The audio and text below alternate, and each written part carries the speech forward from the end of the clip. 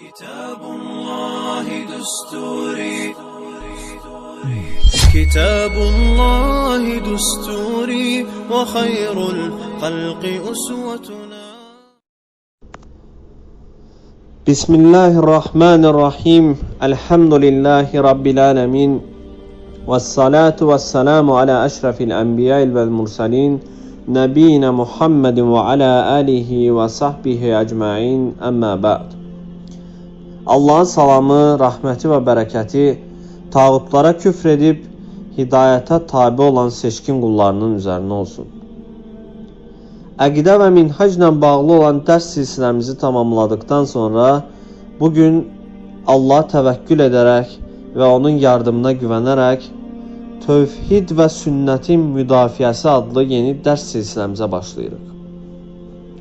İstərdik ki, insanlara daha çox iman artıran, ibadətlərə və salih əməllərə təşviq edən, yardımlaşmanın və İslam qardaşlığının önəmindən danışaq. Lakin imanın artması ancaq imanın gerçəkləşməsindən sonra baş verə bilər. Bütün ibadətlər də Allahı haqqı ilə birləyən tövhid əhlindən qəbul olunur. Səhabənin də dediyi kimi, biz Allah Rasulundan əvvəlcə imanı öyrəndik. Sonra Qur'anı öyrəndik ki, imanımız artsın. Bugün insanların əksəriyyəti Allahı birləmədikləri üçün, İslam'a girmədikləri üçün və acınacaqlısı da odur ki, özləri də bundan xəbərsiz olduqları üçün biz də bu məsələlərdən danışmağa üstünlük verməli oluruq. Bu səbəblədir ki, dəvətimizdə və bundan əvvəl sizlərə təqdim etdiyimiz silsilə dərslərimizdə üstünlük verdiyimiz məsələlər, insanları zənn etdikləri İslam'a deyil, Allahın əmr etdiyi İslam'a daxil edən əsli məsələlər iman və küfr məsələləridir. Bu dinə dəvət etmək Allahın biz müsəlmanların üzərinə vacib etdiyi məsələlərdəndir.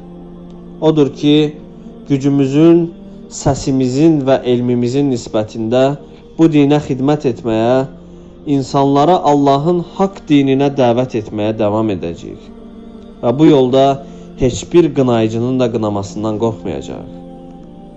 Bir tərəfdən insanları bu şirk və küfür bataqlığından qurtarmağa çalışarkən, digər tərəfdən də bu dəvətə mane olmağa çalışan sapıq firqələrlə mübarizəmizi davam etdiririk. Mübarizə cəbhəmiz isə digər bütün dönəmlərdə olduğundan daha genişdir. Bir tərəfdə bütün səmavi dinlərə müxalif olan, bütün səmavi dinlərə cəbhə açmış olan demokratlar, digər tərəfdə dinlərini nağıllar üzərinə bina etmiş rafizilər və sufilər, həmçinin Allah və Rasulü onları muhatap almadıkları üçün bizim də haqlarında danışmayacağımız iblisdən daha kafir olan ateistlər və bir yandan da ən acınacaqlarından zahirən bizə bənzəyən bir çox məsələdə bizim kimi danışan ircə firqələridir. Hansı ki, Allaha şirk qoşan və dindən çıxaran küfr əməlləri işləyənləri təkfir etmədiklərinə görə, tağutlara ibadət etdiklərinə görə, bir digər qismləri də şəfaət və bənzəri məsələlərdə tövhidə müxalif olduqlarına görə İslam'a girə bilməmişlərdir. Özlərinin kafir və müşrik olmaları bir yana, üstəlik hərisliklə insanları bu küfürlərinə dəvət edir və haqq əhlinə qarşı da düşmənçilik edirlər. Bunlarla yanaşı, bir də təkfirdə həddi aşan bir neçə fərqli bidətçi firqələr də tövhid dəvətinə zərər verməyə davam edirlər. Məqsədimizi qısaca bu cür bəyan etdikdən sonra özlərini müsəlman adlandıran kafirlərin, səhabənin ən elmlərindən olan, bu səbəblə də kitab əhli kimi cədəl əhlinə qarşı göndərilən böyük dəvətçi Muaz İbn Cəbəl radiyallahu anhuya atdıqları iftiranın batilliyini bəyan edəcəyik. İlk dərsimizi bu fəzilətli səhabəyə atılan iftira ilə başlamağımın səbəbi, yeni tanış olduğum qardaşların, Allah onları sabit etsin, yaxın zamanlarda bir Mədinə tələbəsi ilə, yəni Mədinədə təhsil almış bir dəvətçi ilə aralarında olan diyaloqdur. Bu elm iddiasında olan şəxsə qardaşlar sual veriblər ki, tağuta küfr etməyən və Allaha şərik qoşan kəslərə Allah Azze və Cəllə öz kitabında müşrik dediyi halda nəyə əsaslanaraq onlara müsəlman deyirsiniz? Cavab olaraq deyib ki, Muaz radiyallahu anhu Allah Rasuluna səcdə etmişdi. Yəni bir ibadəti Allahdan qeyrisinə edərək şirk qoşmuşdu. O isə Muazı buna görə təkfir etməmişdi. Deməli, cəhalət səbəbi ilə şirk qoşan kəs müşrik olmur. Allahım, bu iftiraçılara görə, bu kafirlərə görə inə biləcək bəlanı bizdən dəf et. Qardaşlar ona başqa bir misal veriblər, bəs bu səcdə ibadət səcdəsi deyil. Allah mələklərə də əmr etmişdi ki, Adəm aleyhissalama səcdə etsinlər. Hər səcdə ibadət səcdəsi deyil. Özünü elm əhli zənn edən, ərəb dilini bilməsi səbəbi ilə bu qardaşlara üstdən aşağı baxan bu tövhid cahili, mələklərin Adəm aleyhissalama olan səcdəsini də ibadət səcdəsi olduğunu iddia etmişdir. Bu cür sapıqlıqdan Allaha sığınırıq. İndi isə Allahın düşmənləri olan bu cür iddia sahiblərinin Allaha, Rasuluna və onun dəyərli əshabına atdıqları iftiraların batilliyini sırayla ispat edəcəyik ki, bunların toruna düşənlərə ümid edirik ki, Allahın izni ilə doğru yolu görərlər. Muaz radiyallahu anhu ilə bağlı olan hədisə gəlin birlikdə nəzər salaq. Hədisdə belə rəvayət edilir. Muaz İbni Cəbəl, Allah ondan razı olsun, Şamdan gəldiyi zaman Rasulullah sallallahu aleyhi və səlləmə səcdə etdi. Rasulullah sallallahu aleyhi və səlləm dedi ki, bu nədir ey Muaz? Muaz, Allah ondan razı olsun, dedi ki, ey Allahın Rasulü, Şam'a getdiyim zaman orada insanların din adamlarına səcdə etdiklərini gördüm. Mən də sənə bunu etməyi nəfsimdə daha uyğun gördüm.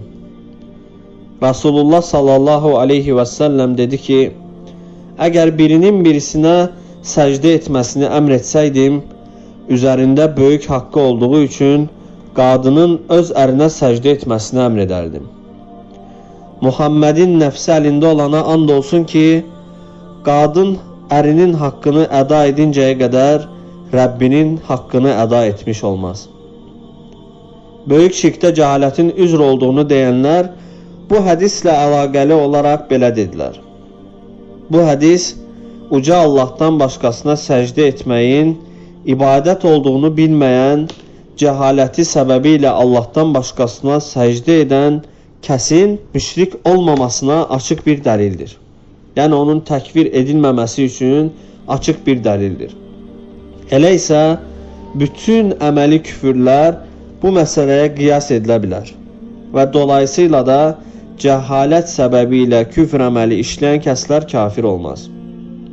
Bu cür sapıqlıqdan və bu cür kör cəhalətdən aləmlərin Rəbbinə sığındıqdan sonra deyirik ki, bütün müsəlman alimlərə görə Muaz radiyallahu anhunun Rasulullah sallallahu aleyhi və səlləmə etdiyi səcdə ibadət səcdəsi deyil, ehtiram, hörmət və təzim səcdəsidir.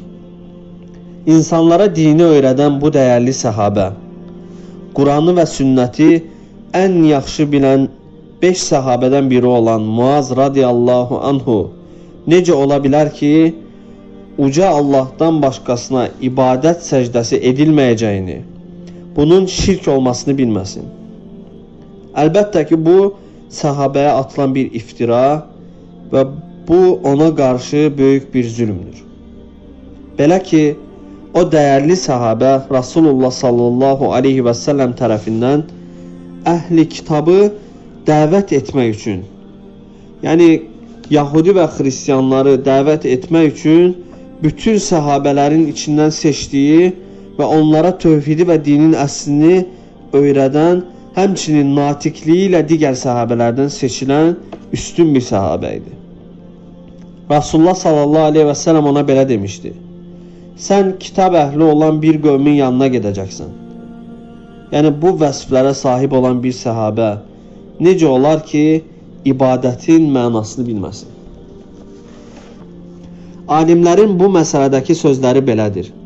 Bu mövzuda irəli sürülən Muaz radiyallahu anhunun Rasulullah sallallahu aleyhi və səlləmə etmiş olduğu səcdə ibadət səcdəsi deyil, hörmət səcdəsidir. Və hörmət səcdəsi daha əvvəlki şəriətlərdə caiz idi. Bizim şəriətimizdə isə haram edilmiş və nəsx edilmişdir. Bilindiyi kimi, uca Allahdan başqasına ibadət səcdəsi etmək heç bir şəriətdə icazəli olmamış və bütün nəbilər qövmlərini bundan çəkindirmişdilər. Bu səbəblə Allaha ibadət edin, ondan başqa ibadət edəcək ilah yoxdur deyə söylənmişdir. Ayrıca Muaz radiyallahu anhunun Rasulullah sallallahu aleyhi və səlləmə etdiyi səcdənin hörmət və təzim səcdəsi olduğunun ən böyük isbatı Rasulullah sallallahu aleyhi və səlləmin hədisin sonundakı bu sözüdür. Əgər birinin birisinə səcdə etməsini əmr etsəydim, üzərində böyük haqqı olduğu üçün qadının ərinə səcdə etməsini əmr edərdim. Bu söz edilən səcdənin təzim və ikram səcdəsi olduğunu göstərməkdədir. Yoxsa ibadət səcdəsi olsaydı, uca Allahın aşağıdakı sözünə zidd olardı. Ali-İmran surəsinin 80-cı ayətində Allah Azze və Cəllə belə bir ayət nazil etmişdir. O sizə mələkləri və peyğəmbərləri özünüzə Rəblər qəbul etməyi buyurmaz. Məgər o sizə, siz müsəlman olduqdan sonra kafir olmağı əmr edərmi? Bütün bu dəlillər və şübhələrin ifşası onu göstərir ki, bu kafir olan kimsələrin digər müşriklərə üzr gətirmək üçün səhabəyə atdıqları iftira əsilsizdir və bu səhabəyə olan bir zülümdür. Allah Azze və Cəllə bu kafirlərə və onlara tabi olan cahil insanlara hidayət etsin. Allah Azze və Cəllə müsəlmanları qorusun. Allah Azze və Cəllə haqq əhlinin dəvətinə bərəkət versin və bizləri müvəffəq etsin ki, insanları bu cəhalət və qəflət yuxusundan oyatmağa vəsilə olaq. Allah Azze və Cəllə dünya hər bir tərəfində olan müsəlman qardaş və bacılarımızı qorusun, onlara yardım etsin, onların ayaqlarını sabit etsin. Subhanəkə Allahümə və bihamdik, əşhədu ən la iləhə illə ənt, əstəğfiruka və ətubu ileyk.